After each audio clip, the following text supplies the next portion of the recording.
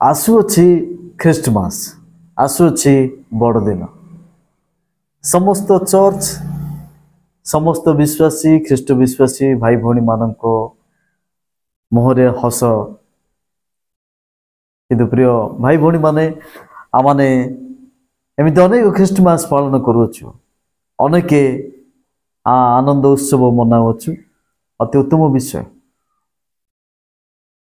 तबे किंतु प्रकृत रे आमाने ख्रीष्टमास कोन जानि रखिबा आवश्यक रही समस्त को प्रेज द लॉर्ड समस्त को पुनर्बार आमर ई करड़ा चर्च फेलोशिप यूट्यूब चैनल पक्षरु आपण मानक स्वागत जणावछु ए ख्रीष्टमास आमन को ताहा स्मरण कराए जहा कि विश्व इतिहास को बदले देई अछि ए ख्रीष्टमास आमन को एहा स्मरण कराए जे जने राजा मानकर राजांकर जन्म ख्रीष्टमास आमन को एहा स्मरण कराए पापी मनुष्य को उद्धार करिया पाई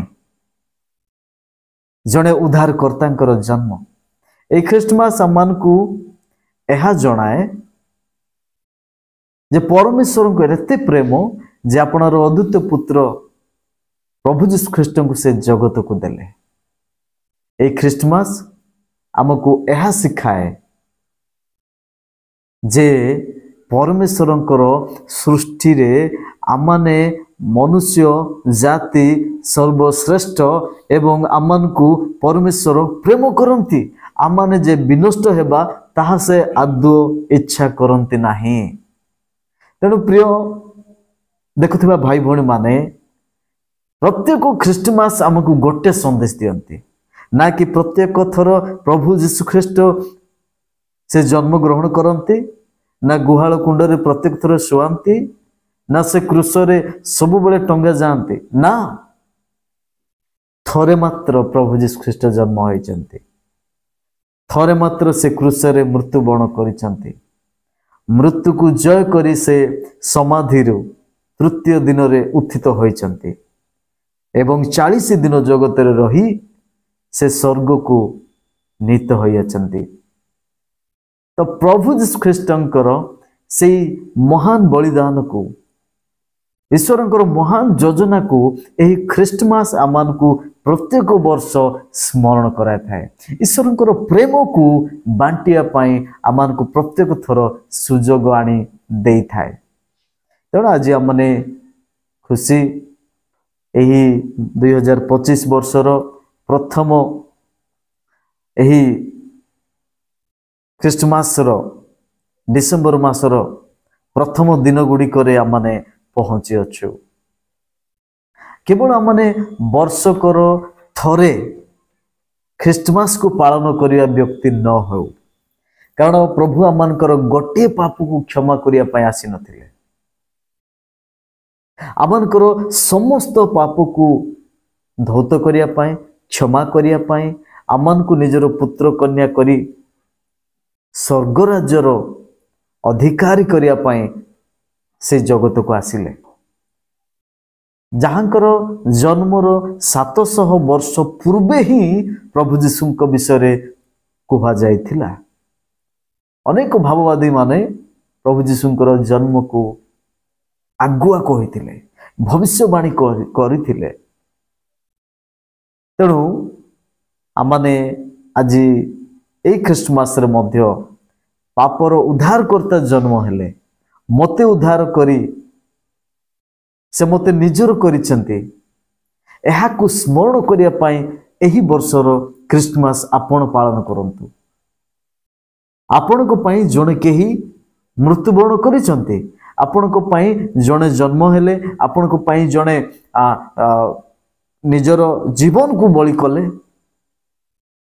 ताहा स्मरण करंतु एहा ही ख्रीष्टमास रो संदेश प्रभु अनुग्रह करंतु दया करंतु गोटे वाक्य पढ़िबा माने जिसाय भाववादी पुस्तकंकर 7 अध्याय तार 14 पद एहेतु प्रभु आपे तुम मानकु एक चिन्ह देवे देख एक कन्या गर्भवती होई एक पुत्र प्रसव करिवो ओ ताहार नाम इमानुएल अर्थात आमान को सहित परमेश्वर रखिबो। देखंतु यीशुंकर जन्मर 700 वर्ष पूर्वे एई स्थान रे जिसायको द्वारा परमेश्वर आमान को जणाइछंती एवं एठी हमने देखुछु जे सही बालक सही शिशु साधारण नुहंती जे कि जने कुमारी गर्भरु जन्म होइचंती। तांको विषय रे जिसाय 9 तार 6 पदर मध्य लिखा जाए, कारण आम्भ मानक निमंते एक बालक जन्मी अछंती, आमनको एक पुत्र दत्त होइछंती ओ ताहांको स्कंदरे कर्तृत्व भार थुआजिबो। पुणी ताहांकर नाम आश्चर्य, मंत्री, पराक्रांत, परमेश्वर, अनंतकालीन पिता, शांति राजा हेबो। प्रभुंकर गौरव हेउ। जदि प्रभु जीशुंकर जन्मर 700 वर्ष पूर्वे एही वाक्य परमेश्वर देइचंती तो सी ताहांकर जन्म शारीरिक भाव रे हेबा विषय आमने देखुछु जहा कि बेथलीम रे, किंतु ताहांकर उत्पत्ति ताहांकर आरंभ पृथ्वीर सृष्टि पूर्वरु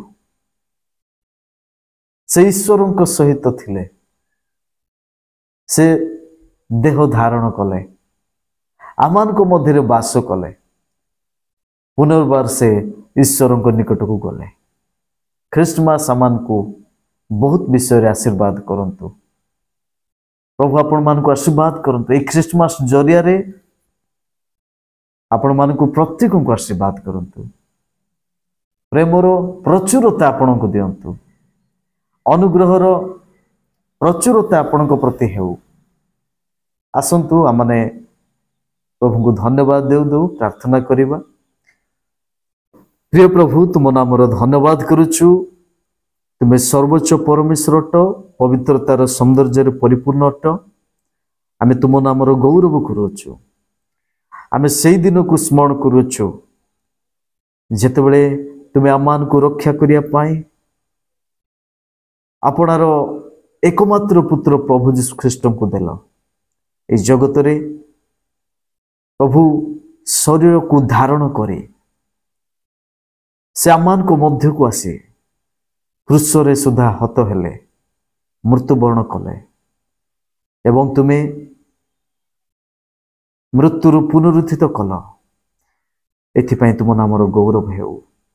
प्रभु ताहांकर जन्म, ताहांकर कार्य, ताहांकर सेवा, ताहांकर बलिदान, ताहांकर मृत्यु एक आश्चर्य विश्व रे आउ केही नाही। तेणु आमे तुम नामर गौरव करुछु। यीशुंकर जन्मदिन को अति आनंदर सहित एवं एही सुसंवाद को अन्य मानकु देवा, प्रेम बांटिबा, ए सबु उपरे तुमे दया कर, अनुग्रह कर। देखुथिबा प्रत्येक को तुम ठारे समर्पण करी प्रार्थना यीशुंक नाम रे मागुछु, आमेन। समस्त को धन्यवाद। पुनर्बार आगामी अध्याय रे आमाने पुनि थरे साक्षात हेबा। प्रभु आपण मान को आशीर्वाद करंतु।